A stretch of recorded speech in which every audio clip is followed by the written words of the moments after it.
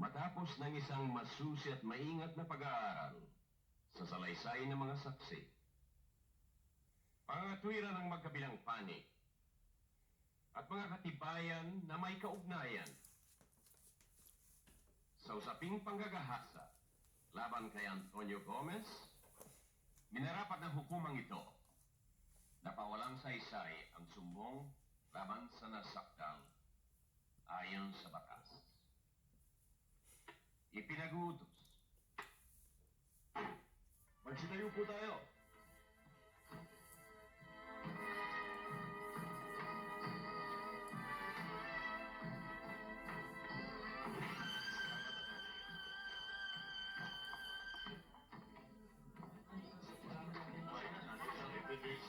Oh, yun nga. Bati ka namin, ha? Salamat. Pagkagaling na kapunan. O, kaya, ulit pa yan, ha?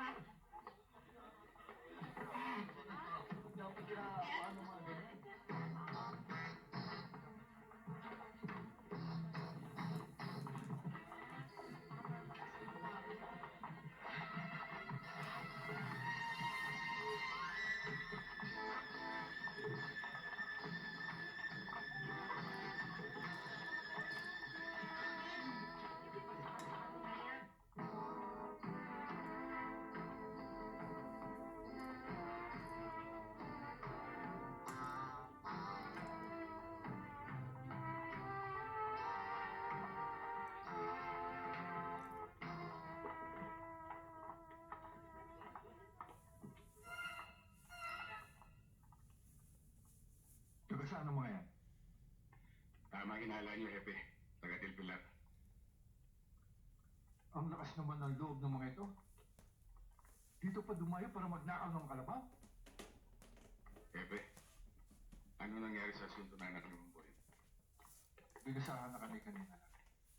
Absuelto.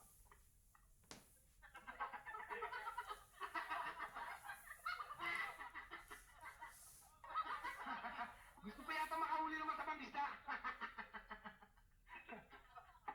Alam mo yun, Sumiting? Nung araw pa patay na patay sa akin yan. Pero hindi ko lang pinapatos.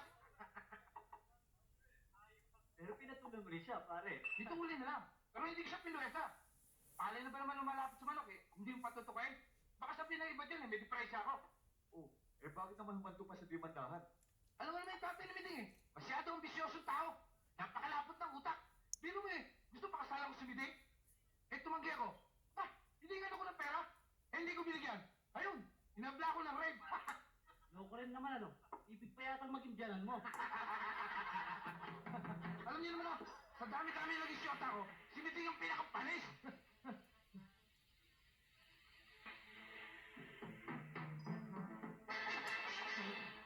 Kung kay Judge, absuelto ka. Sa akin hindi.